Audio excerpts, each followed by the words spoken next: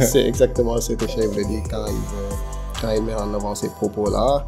Et surtout qu'on doit avoir une matrice de valeurs aujourd'hui qui va nous servir en tout cas qui doit nous servir de barrière pour tout ce qu'on va faire.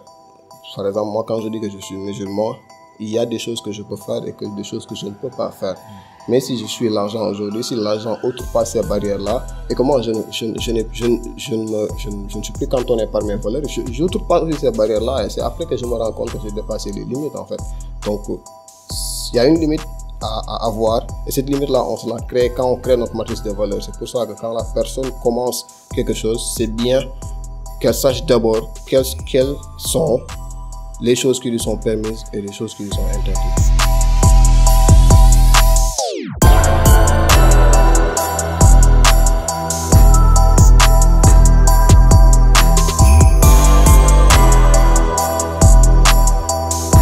Bonsoir à tous et à toutes, Salam Ziyar, j'espère que vous allez bien. Ici your boy Habib Sall aka Serigne Modou Sall. Re-bienvenue au Cercle d'Influence Podcast, votre cercle qui s'inspire à inspirer avant d'expirer. Donc aujourd'hui, j'ai l'immense honneur et le plaisir de recevoir sur le Cercle d'Influence un ingénieur polytechnicien en informatique, un entrepreneur digital et surtout un créateur de contenu sur le mindset et le développement personnel. Donc sans plus tarder, aidez-moi à accueillir sur le podcast mon cher ami Baye Serigne Gueye, plus connu sous le nom de Sen Mindset. Cher. Alors bonjour à tout le monde, j'espère que vous allez bien. Donc merci beaucoup pour l'invitation Habib. Je suis très honoré aujourd'hui d'être là. Donc je salue toute la communauté du cercle d'influence.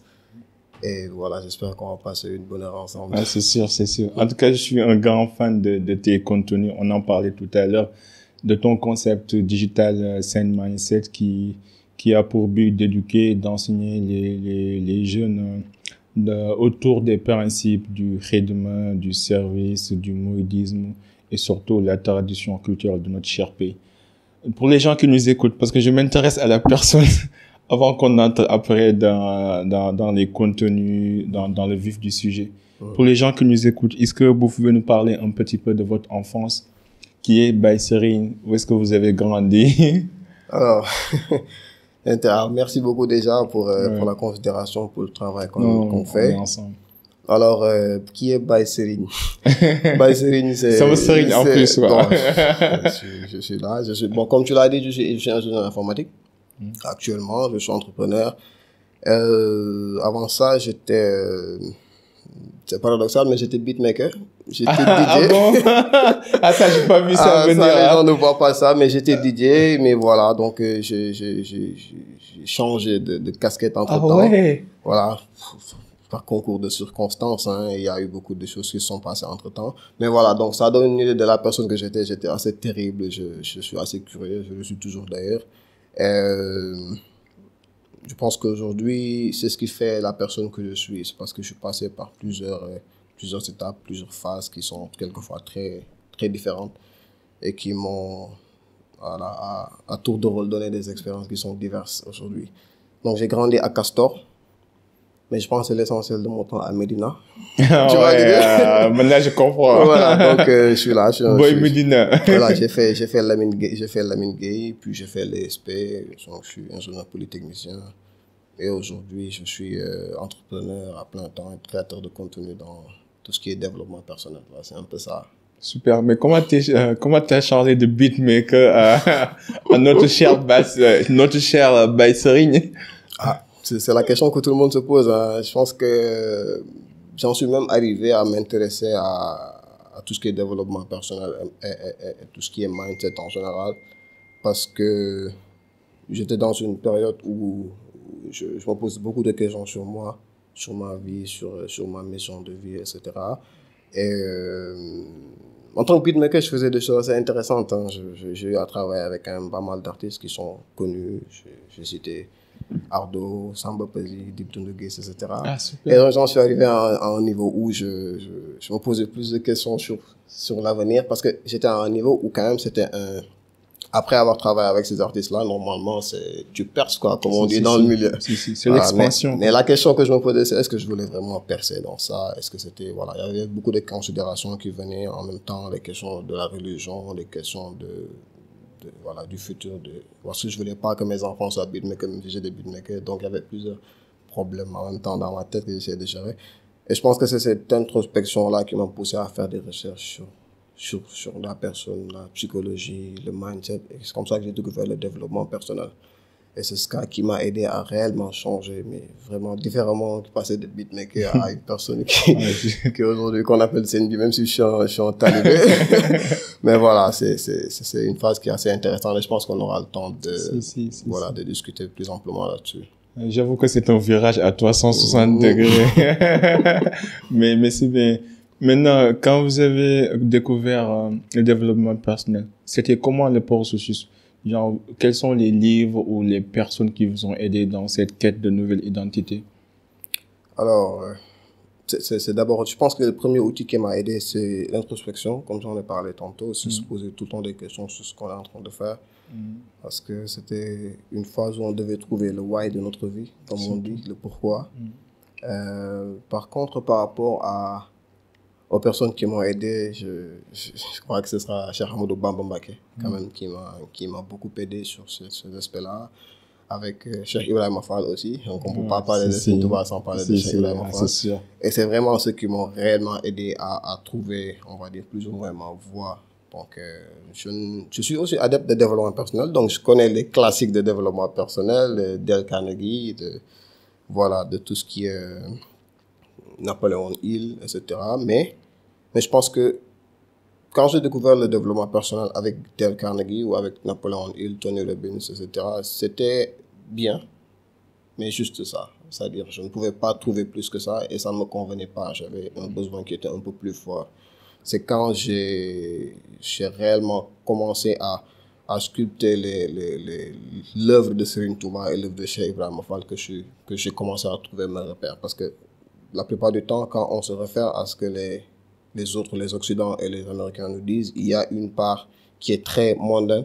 C'est-à-dire, ça parle de finance, ça parle d'argent, de business, de carrière. C'est artificiel. Voilà, mais the real why, la question spirituelle, on ne l'aborde pas forcément tout le temps. Et même si on l'aborde pas forcément de la même façon que je le voulais. Et donc, j'ai réellement trouvé repère chez Serigne Touba et chez Ibrahima Fall, même si les grands classiques du développement personnel, notamment Napoléon Hill, m'ont beaucoup aidé là-dessus. Je suis un mouride comme vous. Je pense qu'on partage la même éducation confrérique islamique religieuse. Maintenant, pour les gens qui nous écoutent, qui comprennent pas ce que c'est que le mouridisme, ce que c'est que le parcours de Cheikh Khadim et le parcours de Cheikh de Mame Ibrahima Fall, quels sont les enseignements que vous pouvez donner aux jeunes qui nous écoutent? Si vous devez résumer votre étude, votre recherche sur le mindset par rapport aux enseignements de Cheikh Khadim et de Cheikh Ibra, est-ce que vous pouvez nous donner 5 principes clés que les gens peuvent en fait apprendre, peuvent appliquer pour changer leur vie?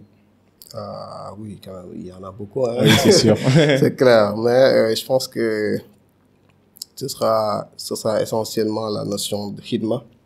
Donc, je pense que, comme Serigne Touba le dit dans un de ses khassida, Foukhal Bukaou, donc, Touba li abdin muridin salihin, voilà. Bi khidmatin aw bi hubbin aw hadiyat. Donc, les trois piliers du mouridisme sont cités, c'est-à-dire le travail, l'amour qu'on a avec son cher et le hadiya qu'on donne, c'est-à-dire la contribution volontaire qu'on fait pour servir la communauté. Donc, je pense qu'aujourd'hui, le mouridisme va être, bon, de façon beaucoup plus générale, va être cantonné sur ces trois piliers-là. Mais la mission de Serigne Touba, elle est universelle. Elle est universelle, elle est intemporelle. Et son objectif, c'était juste de défricher tout ce que le prophète avait laissé comme sunna, en fait. C'était ça son idée. Ce n'était pas forcément de créer une secte mouridisme ou une petite confrérie, tout ça. Mais l'idée, c'était de pousser les gens à devenir des aspirants et à leur montrer la voie qu'ils pouvaient utiliser pour réellement atteindre cette élévation spirituelle-là. C'était ça un peu. Et il a été notamment aidé sur la partie pratique, pratique par Cheikh Ibrahima Fall, je pense que lui, si on devait parler de théorie et de pratique, Cheikh Seigne Touba serait la théorie, serait la théorie et Cheikh Ibrahima serait vraiment ouais. la définition de la pratique, quoi. Et je pense que c'est la même chose pour lui, c'est la même chose pour tout ce qui tourne autour du baïfalisme, c'est d'abord le zikr. Ce sont des valeurs qui sont importantes parce que c'est le zikr aujourd'hui qui va maintenir cette connexion-là qu'on a avec le divin. C'est aussi le travail, parce que comme il le dit, Rusna ñaan suñu borom lu liggéey di joxe. Donc c'est-à-dire qu'aujourd'hui, au lieu de juste être là à prier et à ne rien faire, lui, il prône le travail. Et je pense que ça, il l'a montré, et avant même de le dire, il a réellement montré, parce que lui, il dit que jëf jël. Donc jëf jël, c'est-à-dire voilà, jëf jël, ce sont les actions. Plus tu fais d'actions, plus tu as de récompenses en vrai, en fait. Ñàkk jariñu aussi, c'est le même concept, c'est-à-dire que tu travailles à la sueur de ton front, tout simplement. Et ce sont, je pense que ces valeurs-là aujourd'hui qu'il faut mettre en avant, surtout la partie travail, parce que je crois que pour ce qui est de l'amour, les gens aiment Seigne Touba et Cheikh Ibra. Pour ce qui est du hadiya aussi, les gens font de leur mieux. Mais je pense que le hadiya aurait plus de valeur si on est vraiment attaché à cette valeur travail, à cette valeur khidma-là, puisque quand on travaille, naturellement, on a beaucoup plus de fonds, naturellement, on a beaucoup plus de hadiya à donner au marabout. Et ce travail aussi a une dimension spirituelle, parce que c'est ce qui permet à la personne déjà d'avoir, on va dire, une vie normale, il ne dépendra de personne, il sera autonome, ce qui va faciliter sa connexion avec le divin, puisqu'il n'aura pas forcément des soucis de dépenses sénégales, ce genre de choses-là qu'on dit. Mais l'autre aspect aussi, c'est que c'est ça qui permet à la personne de pouvoir servir réellement la communauté, quoi. Donc, si je ne travaille pas, effectivement, je peux venir si je suis fort, je peux venir aider avec la force que j'ai. Mais je pense que on est arrivé à un moment où il y a tellement de projets qui demandent de l'argent, il y a tellement de choses qui doivent être faites avec de l'argent, que si on ne travaille pas assez, on ne peut pas réellement avoir un impact sur cette communauté-là. Et c'est cet impact-là qui est beaucoup plus important que la partie prière, que la partie repli de soi pour parler au Seigneur. Même si c'était autant des pratiques qui étaient beaucoup plus convoitées. On parlait de Dougou Halwa, ce genre de choses. Mais je pense qu'on est à une période où le monde a tellement évolué que le Dougou Halwa a autant d'importance que le travail. Et je pense que Cheikh Ibra l'a encore démontré quand il dit que Digay Mogun Djank. Donc, au lieu de rester à apprendre les préceptes autres, il faudra les pratiquer. Mais il faudra les pratiquer de par le travail, en fait. C'est très important. En tout cas, j'aime bien votre explication. Et c'est bien détaillé, c'est bien décrit. Et je pense que aussi la vénération de Dieu va avec le travail. Oui. Si on a été créé, c'est pour contribuer utilement aussi. Le travail, c'est pas juste un moyen de trouver de la récompense, que ce soit l'argent, les besoins matériels et tout, mais c'est plutôt pour contribuer utilement à la société. C'est pas pour rien que les gens qui chôment ou qui n'ont pas de travail ou qui ne contribuent pas à la société meurent plus vite ou bien sont souvent déprimés, ainsi de suite. Parce que la vie, en fait, on est là pour contribuer. Si on ne contribue pas, je pense qu'on est utile, qu'on est inutile. Au-delà, vous avez parlé un petit peu de la notion de khidma, aussi de la notion de pratique de Mame Cheikh Ibra Fall. Sur l'aspect finance. Parce que il y a certaines personnes qui comprennent pas, en fait, l'histoire du mouridisme, l'histoire du Baye Fall, qui peuvent, en fait, je dirais, victimiser ou même mettre du tort sur certaines personnes qui ne travaillent pas, et comme par cause, ils se permettent de se cacher derrière une excuse qui n'est pas forcément fondée. Est-ce que vous pouvez revenir sur cet aspect que le travail, comme vous avez dit tout à l'heure, est très important dans le Baye Fall, et que aussi la gestion financière de l'argent aussi, et surtout aussi l'aspect éducation des jeunes. L'aspect éducation des jeunes. Bon, moi je pense que j'ai déjà répondu à cette question, mais l'idée, c'est juste de passer de la considération qu'on a du travail d'un simple gagne-pain à un gagne-paradis. Un gagne-paradis, c'est ça l'idée, quoi. Donc, c'est vraiment commencer à sacraliser la chose en tant que telle. Maintenant, par rapport à la gestion des finances, je crois que le modèle économique mouride d'aujourd'hui est un parfait exemple. On a réussi à mettre sur place des monuments aujourd'hui, à l'instar de Massalikul Jinan, de l'Université Cheikh Anta Diop, de la mosquée de Touba et beaucoup d'autres projets dont on ne parle pas. Mais c'est parce qu'en fait, il y a un socle et il y a une bonne intelligence financière derrière qui permet à tous ces projets-là d'être financés. Donc, ce que je pourrais dire aujourd'hui pour les jeunes qui veulent, en tout cas, je vais appeler ça s'éduquer dans la finance en général, c'est d'abord de savoir avant même de garder, c'est d'abord de savoir faire de l'argent. Parce que je pense que la partie travail, elle participe vraiment à te donner des fonds. Donc maintenant, c'est la première phase, il va falloir travailler pour avoir des fonds, mais après cela, il va falloir aussi garder l'argent, savoir garder l'argent. Et cette stratégie d'épargne-là, je pense que chez Ibra, même quand il dit donc te fait ça le temps qu'il détourne. Effectivement, on pourrait, parce que quand les personnes comme chez Ibra disent certaines choses, on peut l'interpréter sous différents angles. Mais j'aime bien l'interpréter ça aussi sur le point épargne, parce que je crois que quoi qu'il puisse en être, c'est juste, il parle d'épargne, quoi. Que ce soit l'épargne de la lumière divine ou l'épargne de l'argent, c'est toujours de l'épargne, c'est une forme d'épargne. C'est toujours une forme d'épargne, quoi. Donc, quand il dit que te fait sur le gouvernement tant qu'il détourne, il veut mettre là-bas l'accent sur le fait qu'il va falloir optimiser sa stratégie d'épargne. Mais après ça, il va falloir aussi fructifier ton argent. Avec le mouridisme, une façon de fructifier, c'est de donner la hadiya. Mais ça, c'est une dimension spirituelle. Mais aussi, il faut savoir investir dans des projets aujourd'hui participer dans le développement communautaire. Dans le développement communautaire et même participer dans ses propres projets pour, de facto, pouvoir aussi, par ricochet, créer plus de fonds pour pouvoir donner plus de hadiya et avoir un plus grand impact, comme je l'ai expliqué tantôt. Je pense que, voilà, Cheikh Ibra a dit... ut dërëm baax na mais topp dërëm dañuy bañ. Topp dërëm c'est quoi? Ça dit c'est courir derrière l'argent. C'est ça un peu l'idée. C'est profond, tu vois. Parce que par exemple quand ut dërëm, c'est aller chercher de l'argent parce qu'on en a besoin pour nos factures, pour voilà, pour manger, vie, pour payer l'éducation de nos enfants. Mais le souci, c'est que les gens en font trop quelquefois.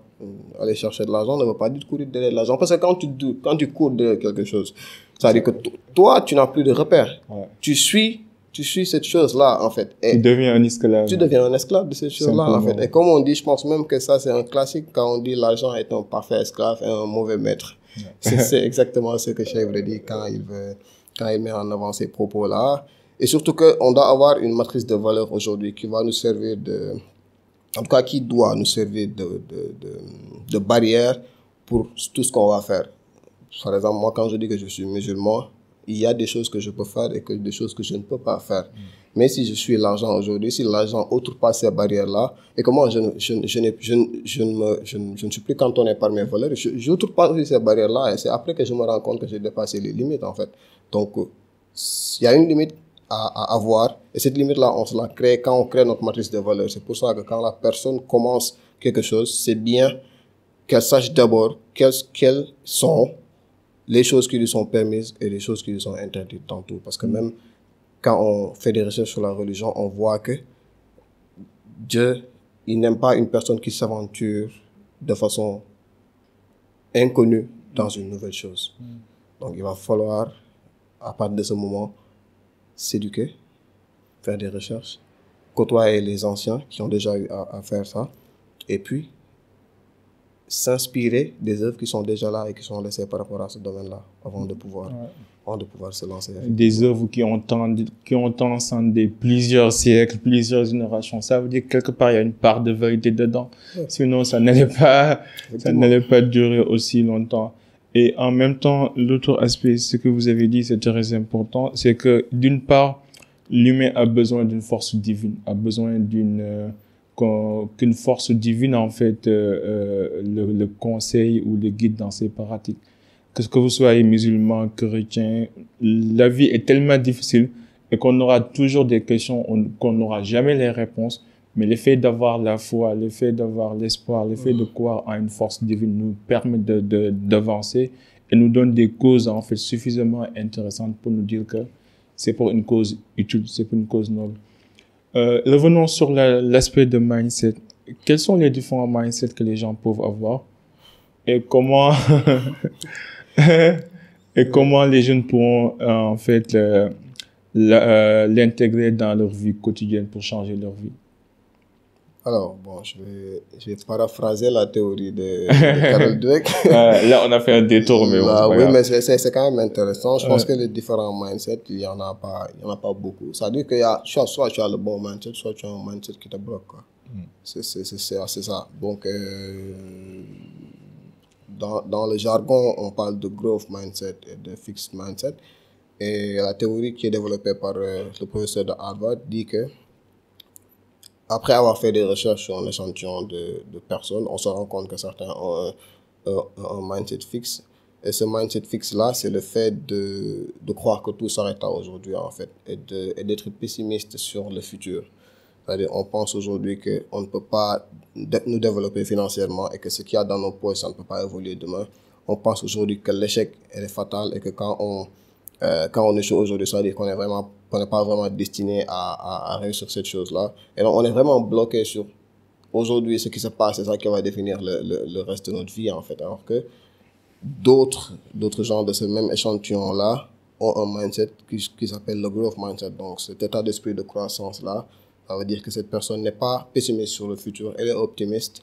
Elle pense aujourd'hui que l'échec ne veut pas forcément dire la fin. Voilà. Je pense que aujourd'hui je peux être broke comme on dit, mais demain devenir milliardaire. Ouais. Et c'est cet état d'esprit là qu'il va falloir développer plus ou moins et l'optimiser de sorte à atteindre nos objectifs. Je pense que ce sont ces deux tendances, en tout cas, qui, pour l'instant, parce que les recherches sur la psychologie et la science évolue constamment. La science évolue, mais pour l'instant, ce sont en tout cas les deux tendances qui sont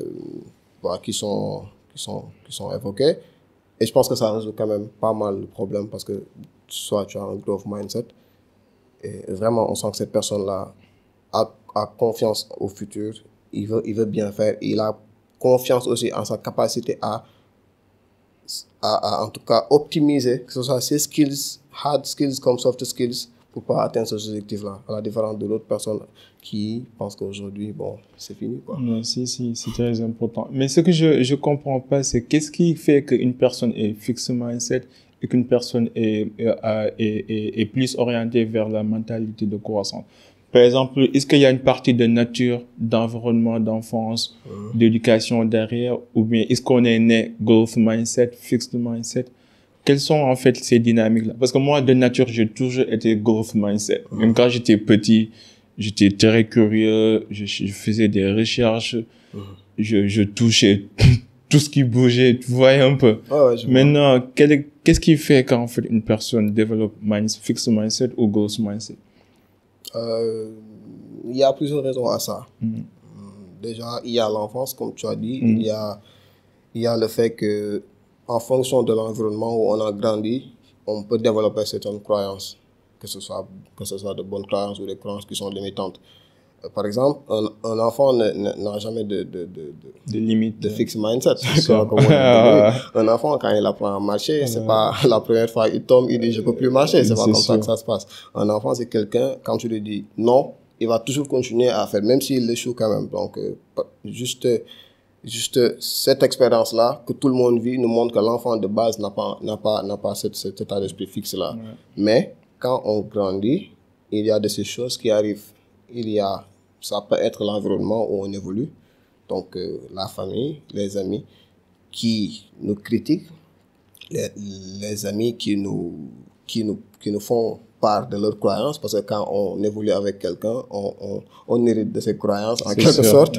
Ça peut aussi être les expériences de la vie. Ouais. Je peux être une personne assez ouverte, assez growth mindset, comme on dit, et puis 2, 3 expériences de la vie m'ont changé. Donc, il peut y avoir plusieurs raisons à ça, mais je pense que l'enfance a une très grande part là-dessus, et les expériences de la vie. Et surtout, est-ce que la personne fait cette introspection-là pour se dire, est-ce que mon état d'esprit est la bonne? Est-ce que je réfléchis de la bonne manière? Est-ce que je suis en train de nourrir mon esprit de sorte à avoir les informations pour me permettre de continuer? Parce que quelquefois, on arrive à un mur, mais c'est parce qu'on n'a pas conscience du fait que ce mur-là, on peut l'outrepasser. On peut l'outrepasser, en fait, c'est pour ça. Mais plus on a d'informations sur la chose, plus on est ouvert, plus on est créatif, plus on a, en tout cas, tendance à avoir cet état d'esprit de croissance-là, quoi, je pense.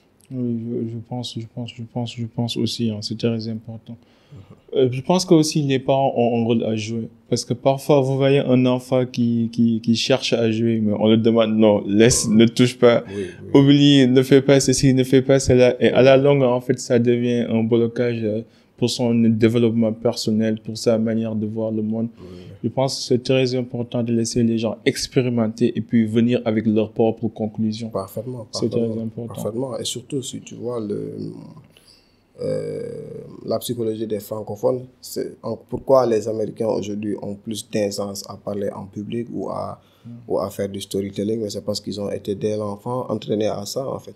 À l'école, on leur demande tout le temps de faire des présentations. Quand on veut quelque chose, même pour papa et maman nous demandent des raisons qui sont valables pour pas le faire, mais à la différence des Français et même des Sénégalais qui ont hérité de cette méthode-là. Même chose. Ouais. Voilà, tu commences à parler, on te dit Nopel Khalenga, on te dit tu n'as pas ton mot à dire. Ici, il y a les grands qui parlent. Et il n'y a même pas longtemps, je parlais à une amie, je pense que elle a développé ce problème de confiance en soi là. On en a discuté pendant un moment, puis elle m'a dit quand j'étais enfant, quand je parlais, on me disait Nopel. Oui. Tu n'as rien à même dire. Moi aussi, je te disais qu'ils me disent la même chose. Et finalement, elle a développé cette croyance-là. Elle veut, au bureau, elle veut bien présenter, elle veut bien prendre la parole, mais elle peut pas, elle a toujours cette croyance qui est là. Et elle pense que quand elle commence à parler, ce sera les membres de sa famille qui vont revenir et qui vont lui dire non, donc il va falloir travailler sur ce point-là. Donc effectivement, les parents ont un rôle. Mais quelquefois, les parents, mais en tout cas, tout l'entourage immédiat de la personne doit avoir un impact là-dessus, quoi. Non, je suis parfaitement d'accord. Je pense que c'est l'un des nombreux travers qu'on a hérité de la politique d'assimilation des Français. Exactement. Et ce que j'ai vu aussi avec la culture anglo-saxonne, c'est que tout est orienté vers l'ego. Bon, ce qui peut être mauvais, mais d'une part aussi pour une question de confiance en soi, pour une question de maîtrise de soi, de développement personnel, d'estime de soi. Je pense que c'est une bonne chose de mettre l'ego en avant. C'est sûr que dans la vie, on arrivera à un moment où notre ego ne pourra pas nous aider à traverser certaines difficultés. Mais je pense que c'est une bonne base. Contrairement au système francophone qui est plus basé sur l'apparence, sur l'artificiel, ainsi de suite.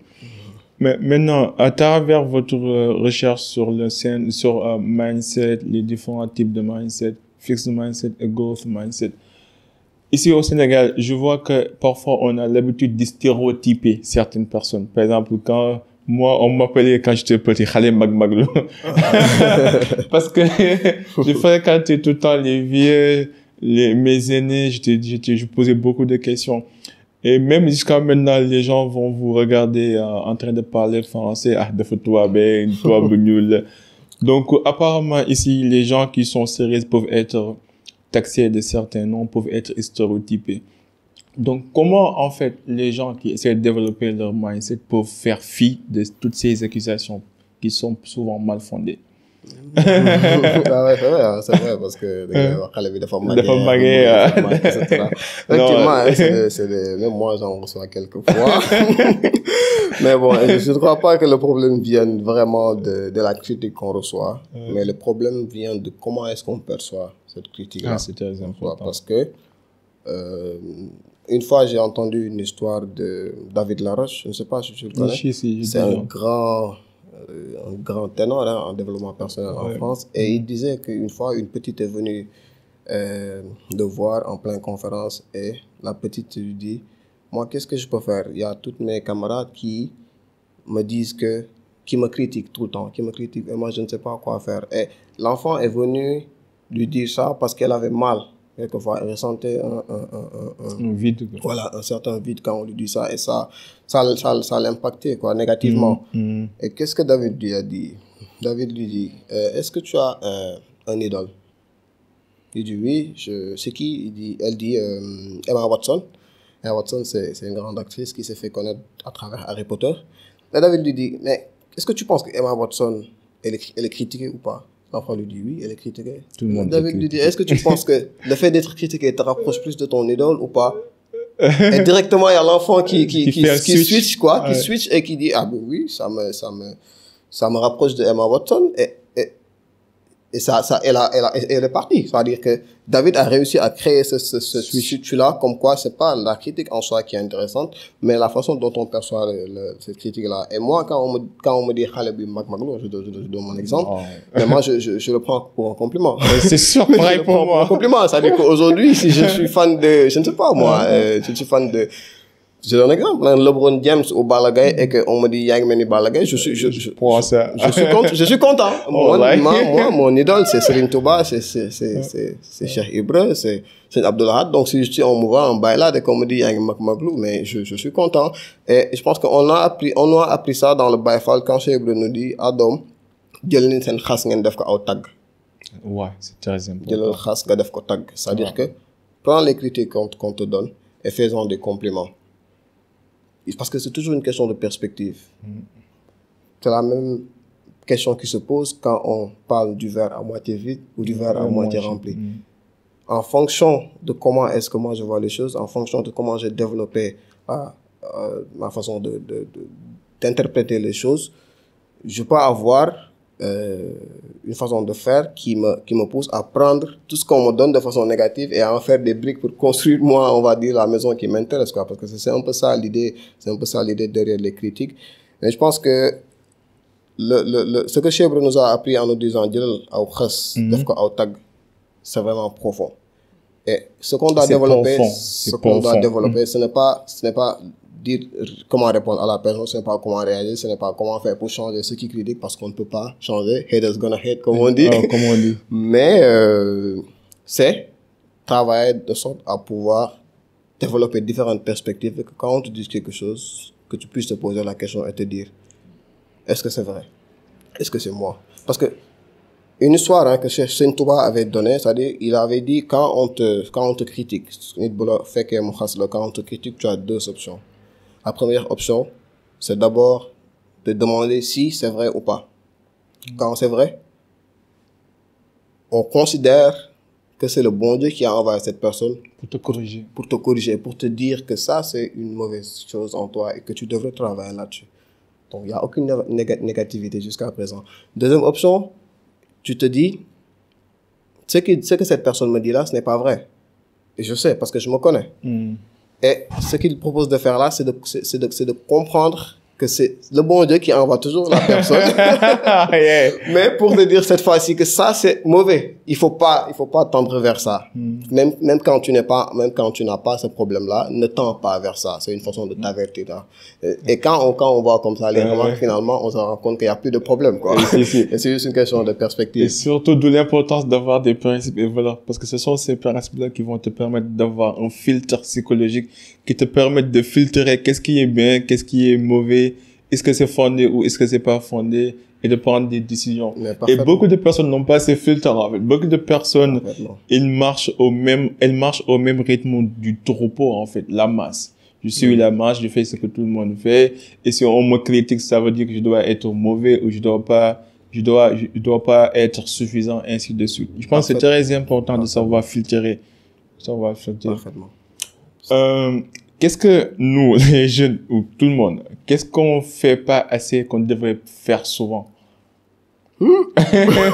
D'après les principes, d'après le mindset, d'après votre approche des choses, quand vous analysez, en fait, le comportement des jeunes, qu'est-ce qu'on peut faire davantage? Qu'est-ce qu'on peut faire davantage? En termes de comportement, en termes d'approche mindset, de la vie de manière générale. Parce que je vois que vous êtes introspective et rétro-introspective aussi. Oui, bon, je ne suis pas, je ne sais Bon, pas. Je vais commencer par je ne sais pas, parce qu'effectivement, je ne peux pas dire ce que les gens, je ne suis pas là pour dire ce que les gens doivent faire. Mais je pense quand même qu'on doit quand même être beaucoup plus connecté à nos valeurs, à notre culture.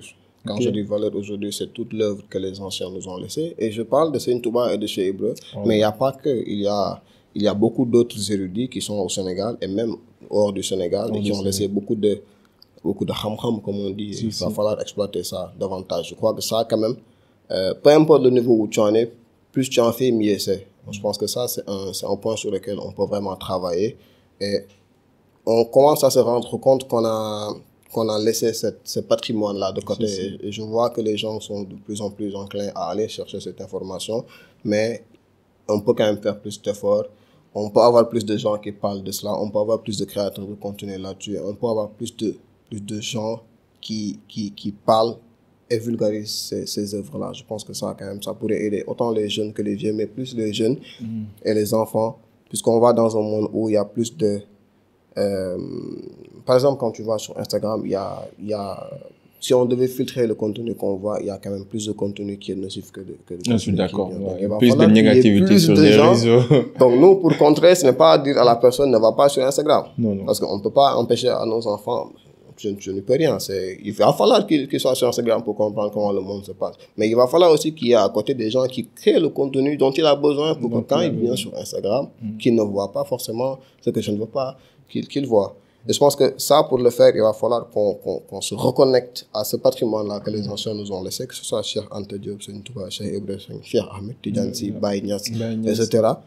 Et essayer de faire de sorte à ce que le message soit compréhensible pour eux. Pour eux, c'est important. C'est simplement ça. C'est très important. Parce que je me rappelle bien, il y a 2 semaines, j'ai participé à un panel organisé par Tahami, qui est un concept d'échange thématique. Et il y avait un sociologue qui parlait en fait des éléments qui constituent un peuple. De parler que pour qu'un peuple soit bien développé, il faut des individus. Et dans les individus, on va retrouver en fait les principes, les valeurs, parler les idéologies.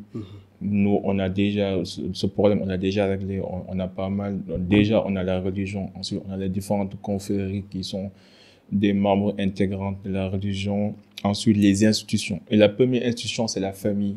Je pense que c'est important d'avoir ce cadre familial qui éduque, qui enseigne et qui aussi encadre. Et après, les intérêts, que ce soit les interrelations économiques, ainsi de suite.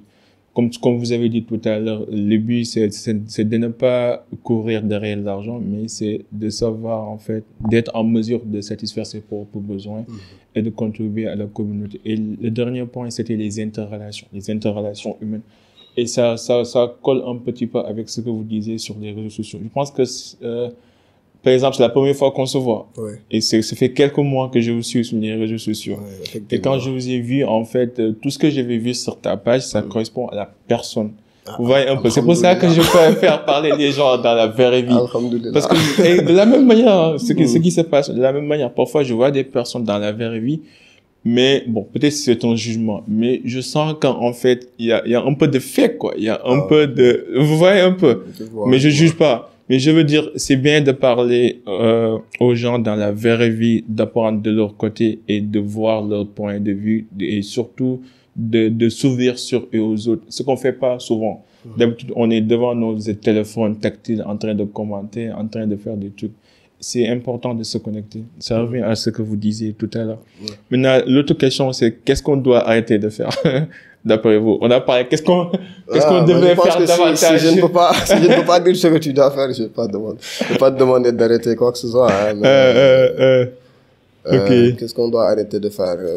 Juste un conseil. Ça va être complémentaire à ce que je disais. Hein, quand je dis se reconnecter à notre patrimoine culturel, à notre patrimoine historique, et islamique, etc.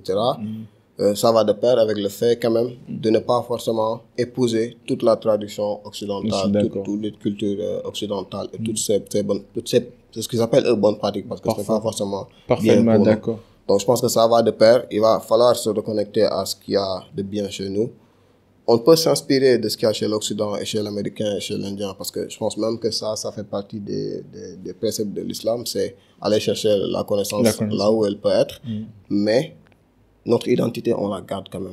C'est quoi qu'il important. puisse en être. Et pour pouvoir avoir une identité, il va falloir savoir quels sont ces piliers-là. Et ces piliers-là nous ont été écrits par nos anciens. Ouais. Donc, je pense que c'est On ça. parlait de Après, ça tout à l'heure, même avant qu'on commence à Effectivement, tourner. effectivement. On se disait pourquoi tu écris en Wolof et tu me demandais pourquoi j'écris en France, pourquoi je fais le podcast en France. Et je disais qu'en fait, on a la chance d'avoir une bonne fondation. On est passé par l'école islamique, l'école coranique. Ensuite, on a intégré l'école française. Donc déjà, on a une bonne fondation. On connaît nos cultures. On connaît d'où on vient, on connaît notre identité. Et la raison pour laquelle j'ai décidé de le faire en français, c'est une sorte de revanche. Okay. Mais en même temps, c'est pour montrer aux gens que d'abord, on a été colonisé, tout le monde sait ça. Et nos parents ont été assimilés à l'école française. On nous apprenait Charles de Gaulle, Louis XIV. Mais c'est l'école coranique qui nous a vraiment éduqués, qui nous a vraiment montré nos principes, ainsi de suite. Donc là, si je le fais en français, c'est vrai, c'est pour impacter le maximum de personnes, mais c'est pour montrer aux gens que la science n'a pas de frontières et qu'ici au Sénégal, on a des jeunes compétents comme Baye Serine, comme Mr. Mo Mindset, qui maîtrisent leur culture, qui savent d'où ils viennent, qui connaissent leur identité culturelle traditionnelle, mais en même temps maîtrisent différentes langues et sont en mesure de partager ça avec le monde entier. Ce qui est très important. En tout cas, je vous félicite pour tout ce que vous faites. Ça fait plaisir. En tout cas, c'est facile. Maintenant, juste quelques questions avant qu'on boucle. Questions de rétro-inspection et des questions personnelles. Est-ce que vous avez un souvenir préféré d'enfance? Souvenir préféré d'enfance? Ouais. Oui. C'est quoi? Les magal, peut-être. Le moment de... Moi, mes souvenirs d'enfance préférés, c'est quand j'ai bouffé tour durant les magal.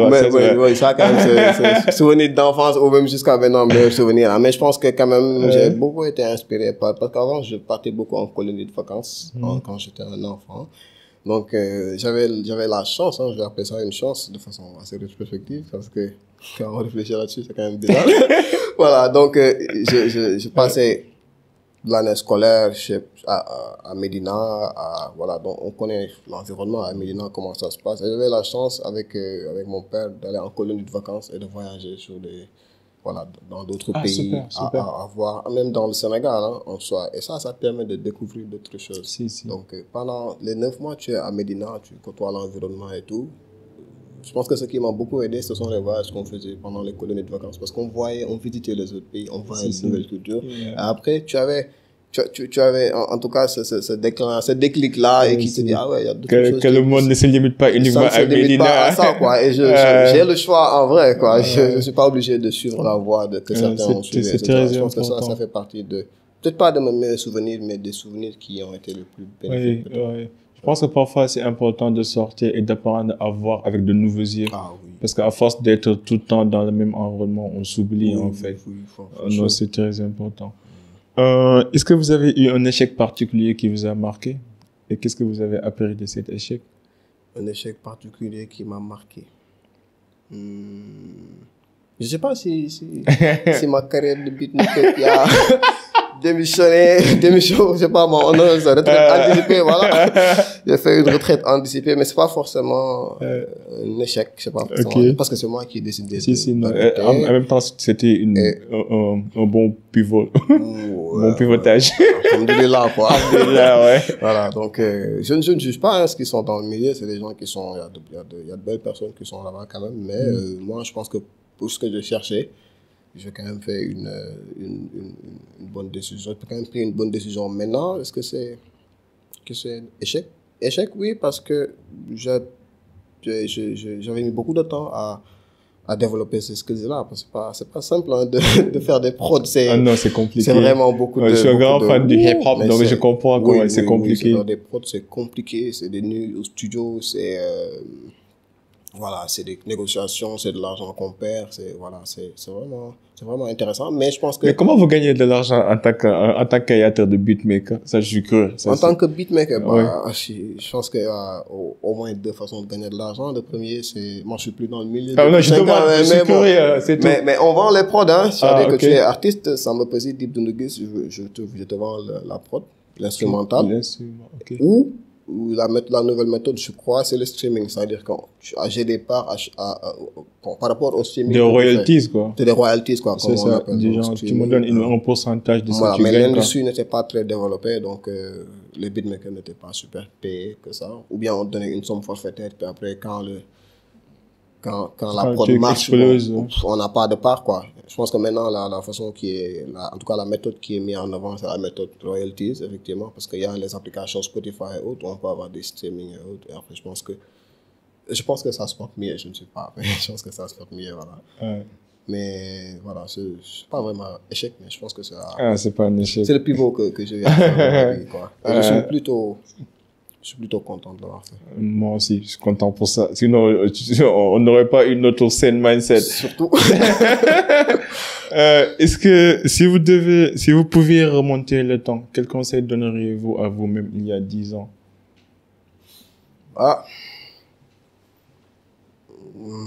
Je crois que au niveau où j'en étais il y a 10 ans, le conseil que je veux donner ne sera pas perçu par la personne, bien perçu par la personne que j'étais, quoi. Mais je suis curieux, c'est quoi exactement? Sois toi, quoi. Ah, ok. Oui, sois toi, c'est-à-dire dans toute chose. Be you, quoi. Ouais, do you, comme on dit, et dans toute chose, essaie toujours de voir qu'est-ce qui est le plus aligné avec tes valeurs, qu'est-ce qui est le plus aligné avec ce que tu fais, qu'est-ce qui te fait briller les yeux, et continuer sur cette lancée, quoi. Après ça, si tu dis ça à la personne que j'étais il y a 10 ans, je ne suis pas sûr qu'elle va comprendre, mais en tout cas, moi, quand je conseille un jeune, c'est vraiment ce que je veux lui faire comprendre, c'est de ne pas être influencé par tout ce qui vient, de ne pas être influencé par son environnement. Si cette influence est mauvaise, bien sûr, parce que quelquefois, on a de bonnes influences de son environnement et de son entourage, mais je pense que do you, c'est quelque chose d'assez fort. Quand une personne, en tout cas, intègre cette façon de faire dans sa vie, tout simplement, il y a très peu de regrets. C'est-à-dire, on peut prendre une mauvaise voie et se rendre compte que ce n'était pas la bonne voie. Mais le process en soi est tellement intéressant et nous fait tellement vibrer que finalement, c'est plutôt une bonne expérience et pas forcément un échec ou des regrets qu'on a, quoi. Je pense que ce serait en tout cas, le conseil que je donnerais. T'es profond, hein. Deep. Mais c'est bien. Mais sens-tu actuellement accompli et en phase avec ta vision, ta mission des choses? Accompli, non. Pas forcément accompli, parce qu'il y a quand même beaucoup de choses qui restent à faire, mais je n'ai même pas encore commencé. Hein. Comme on dit, c'est le début du commencement. Fair enough. Ouais. Donc,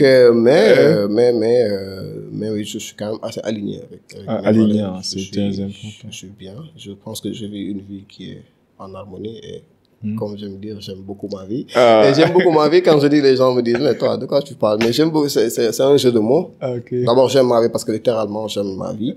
Mais parce qu'aujourd'hui, il y a beaucoup de M dans ma vie. Il y a le musulman, marketing, mindset, etc. Et c'est que j'aime beaucoup ma vie. Maintenant, je vais t'appeler les 5 M, quoi. Les 5 M, voilà. Donc, quand je dis j'aime ma vie, J'' M, les gens me disent, ah, ok, c'est de ça que tu parles. Mais les deux sens. Et maintenant, je comprends mieux. C'est vrai. T'as beaucoup de M dans ta vie, toi. C'est pour ça que j'aime ma vie. Je comprends. Voilà. Je comprends. Est-ce qu'il y a une question qu'on te pose pas assez et qu'on t'aimerait qu'on te la pose? Une question qu'on te pose pas assez souvent? Une question qu'on me pose pas assez souvent. Il n'y a rien qui me vient à l'esprit. Ouais. Ok. Est-ce que vous avez une peur, une insécurité? Oui. C'est quoi? Mon sein, il me dit, ok. Oui, j'ai peur de moi. Avant de toi-même? Oui, j'ai peur de moi. Ou plutôt, j'ai peur du moi. Le moi. Parce que je crois que c'est ça qui favorise cet ego-là. Et le fait de croire que tout ce qui arrive, tout le succès qu'on a, c'est parce qu'on a travaillé, c'est parce qu'on le mérite, c'est parce qu'on est fort, c'est parce que, etc. Et je pense que ça, c'est un problème. C'est en tout cas quelque chose dont il faut se méfier. Il faut être humble dans la vie. Ouais, le moi est haïssant. Le moi est haïssant, comme tu dis, et l'ego est l'ennemi. Ouais, l'ego est l'ennemi. Je crois, mais l'idée derrière, c'est toujours de rester humble et toujours de se dire, je n'ai pas forcément obligation de résultat. C'est-à-dire, ce qui se passe, c'est pas parce que j'ai travaillé, mais je dois quand même travailler, peu importe le résultat. Et ce dont je peux être, en tout cas, la satisfaction personnelle que je peux avoir, c'est le fait d'avoir mis tous les moyens pour atteindre mon objectif. Mais le fait que je réussisse ou pas, ça, ce n'est pas de mon ressort. ça, c'est le ressort du Seigneur, c'est du ressort voilà, de la lumière divine, quoi.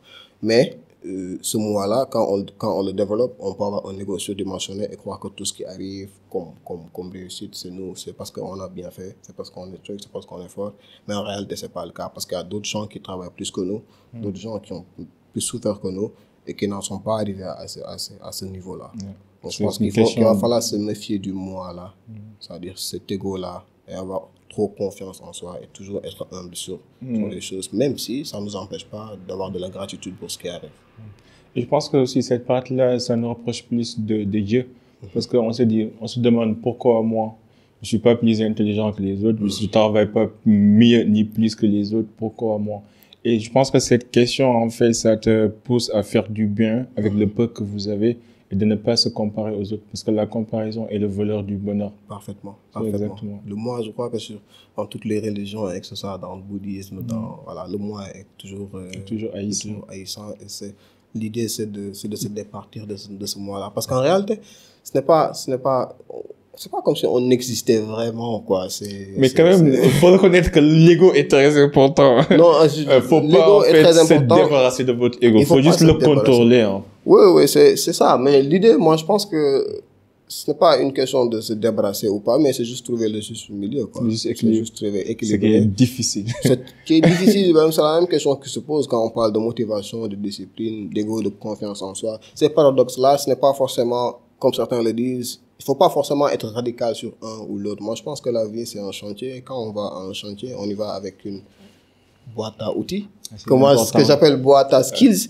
Et l'idée, c'est de développer le maximum de skills pour pouvoir atteindre son objectif. C'est-à-dire pour pouvoir atteindre le meilleur chantier possible, quoi. Donc, dans la question, par exemple, de motivation, discipline. Est-ce que vous pouvez parler de ça un petit peu? Oui. Je pense que motivation, discipline, c'est... On a autant besoin de la motivation que de la discipline, quoi. Parce que, par exemple, quand je te réveille à 4 heures du matin et que je te dis, Habib, viens, on va courir, il n'y a pas de raison. Tu me dis non. Mais quand je te dis, Habib, viens, on va courir et je te donne 100 millions, tu viens. Parce que je te motive. Ouais, c'est sûr. Mais c'est ça. C'est-à-dire que maintenant, je parlais du concept de boîte à outils parce que je pense qu'il faut développer tout ça là et à chaque étape de notre vie, voir ce dont on a besoin. Par exemple, quand je te dis, viens, on va courir et je te donne 100 millions, l'outil que tu utilises, c'est la motivation pour commencer. Mais quand tu commences et que tu te rends compte que là, tu es fatigué, l'outil tu rends cet outil motivation-là et tu sors la discipline. Parce que c'est la discipline qui te permet de pouvoir continuer. Et c'est la même chose entre humilité et confiance en soi, entre, voilà, voir le verre à moitié vide, à moitié rempli, avoir de la gratitude pour ce qu'il y a. C'est une question de dosage, quoi. C'est une question de dosage et c'est plus une question de contexte. Le contexte en soi va définir les outils qu'on va utiliser. Donc, les skills peuvent être autant des soft skills que des hard skills. Mais cette idée de boîte à outils-là et cette idée c'est comme quand on va en chantier, comme je dis, quoi. Parfois, on a besoin de marteau, quelquefois, on a besoin de vis, quelquefois, on a besoin. L'idée, c'est d'avoir après la meilleure sculpture possible de soi, quoi. C'est ça l'idée derrière. Moi, personnellement, je sais que je suis plus axé sur la discipline. Bon, c'est mon père, là. Lui, c'est le meilleur bosseur que je connais, mais en fait, j'ai pas besoin de motivation. Je le fais parce que ça doit être fait. C'est une question de devoir, d'exigence et d'obligation. C'est comme les gendarmes, en fait. Ils sont pas motivés, mais ils sont orientés vers le sens des services et des devoirs. Ça dépend, hein. Je pense pas qu'ils sont motivés. Les gendarmes ça dépend. Je pense pas. Ça dépend de ce que tu entends par motivation. C'est quand je considère que je dois faire comme mon père. Si vous devez choisir entre motivation et discipline, vous allez choisir quoi? Mais ça veut dire que toi, tu n'as pas compris. Mais on choisit l'outil en fonction du contexte. Okay. Moi, quand j'ai besoin de motivation, j'active cet outil-là. Mais la discipline est beaucoup plus fiable que la motivation. Ça dépend. Hein, ça dépend. Moi, je pense que en fonction c'est le contexte qui définit vraiment les outils, les skills qu'on va. Je pense que la motivation est éphémère, quoi. Elle est éphémère, effectivement. Elle est éphémère. Mais c'est pour ça quand tu vas à un chantier, tu apportes plusieurs outils. Quelquefois, tu n'as plus besoin de ça, ou c'est éphémère, comme tu dis, et tu actives cette discipline-là. Par exemple, si c'était juste une question de discipline, une personne pourrait se lancer dans des choses qui ne l'intéressent pas, mais parce qu'elle doit être disciplinée, parce qu'il n'y a pas de motivation derrière, mais parce qu'elle a tué cette partie-là, et se dit, non, je dois faire parce que c'est ce que je dois faire. Et finalement, quand est-ce que la personne va réellement se poser la question, est-ce que ce que je fais me fait briller les yeux?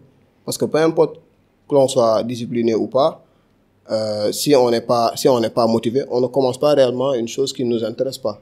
Donc, il va falloir au début qu'on ait cette outil motivation-là pour commencer. Maintenant, ce qui va nous rester quand on sera fatigué, quand on n'aura plus cette motivation qui est éphémère, c'est de continuer avec la discipline qu'on aura développée.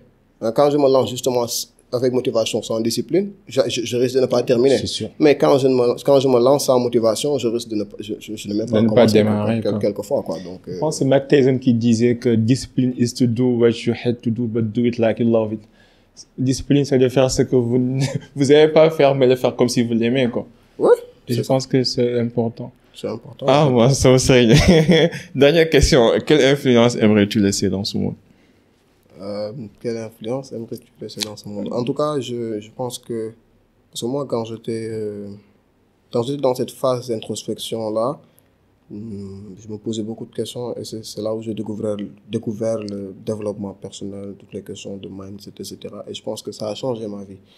Et je pense que à partir de ce moment-là, je me suis dit que ce serait génial qu'il y ait plus de gens qui aient conscience de cette pratique-là, quoi, de ces outils-là, quoi. Et je pense que aujourd'hui, l'influence que j'aimerais laisser dans ce monde-là, c'est peut-être d'aider le maximum de personnes à être conscients de leur potentiel, mais aussi à travailler de sorte à l'exploiter à bon escient.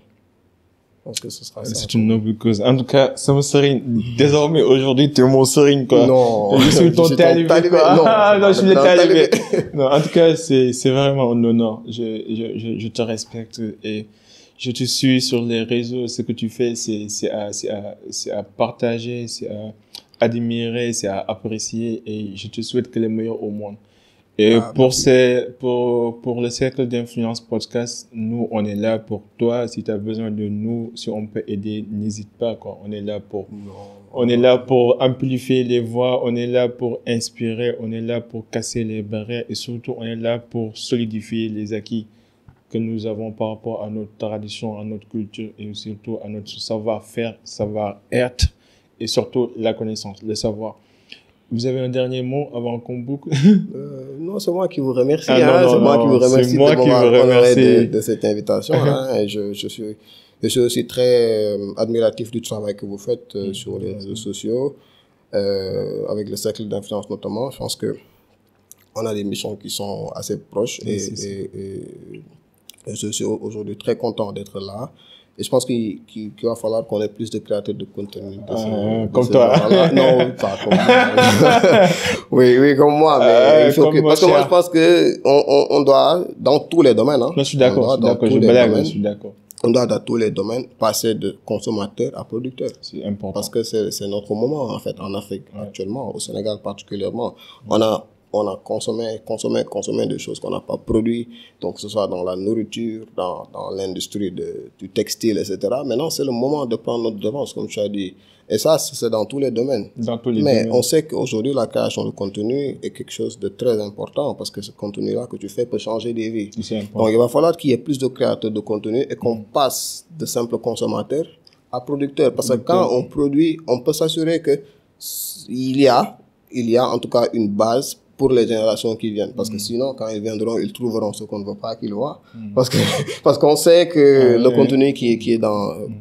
contenu en tout cas qui est développé dans d'autres contrées n'est pas forcément adapté à notre réalité. Donc je pense que nous, on a comme devoir d'avoir une très bonne base en termes de contenu, pour permettre à nos enfants de pouvoir dire, si je veux me documenter en mindset, je ne vais pas aller voir Jordan Peterson ou truc, mais je vais voir Habib, ou je vais voir Salman, ou je vais voir Mr. Mo.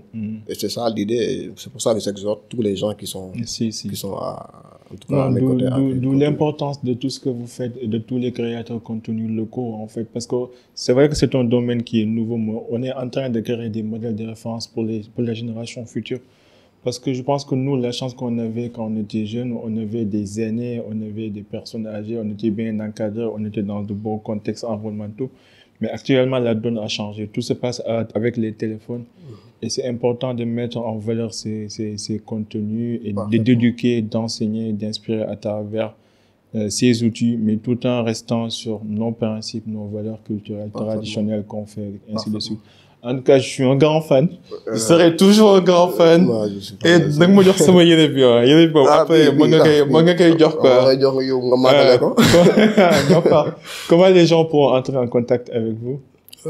Sen Mindset sur Instagram, Sen Mindset sur Facebook. Et le site web? Le site web aussi, senmindset.com. Voilà, et je pense que super. C'est ça, voilà. Donc, je serais ravi d'envoyer des DM si vous voulez. On va discuter de ces questions-là. Je pense qu'on n'a pas eu le temps, mais il y a quand même beaucoup d'outils qui ont été développés et qui peuvent servir à ce genre de faire. Surtout pour faire le diagnostic, parce que je pense que au début de traitement, il va d'abord faire un diagnostic. Donc, diagnostiquer un peu là où on en est par rapport à notre vie et d'autres outils qui peuvent aider à optimiser, en tout cas. Parce que je pense que on est là pour passer pour se parfaire en tant qu'individu, qu'en tant qu'humain surtout, parce que je pense qu'on vient avec une base, mais l'idée c'est que Dieu nous dit, je vous envoie et c'est à vous de vous parfaire en fait dans la vie. Donc on est en train de faire notre propre sculpture, de raffiner les choses, et il faut toujours avoir des outils pour pouvoir mieux faire la chose. On peut y arriver par hasard, hein. C'est pas un problème, il y a beaucoup qui y arrivent par hasard, mais je pense qu'on y va plus rapidement quand on a avec les bons outils. Ouais. Donc, n'oubliez pas de contacter sama sëriñ, je l'appelle mon sëriñ, sur les réseaux sociaux. N'oubliez pas de vous abonner sur ces différentes pages, de lui envoyer des messages. Et je vous remercie de nous avoir suivis. Si vous êtes nouveau ici, c'est le cercle d'influence. On s'inspire à inspirer avant d'expirer. N'oubliez pas de vous abonner sur la chaîne YouTube, de nous suivre sur les différents réseaux. À la prochaine. En attendant, soyez unique, soyez légendaire. Soyez légendaire. Jaajëf.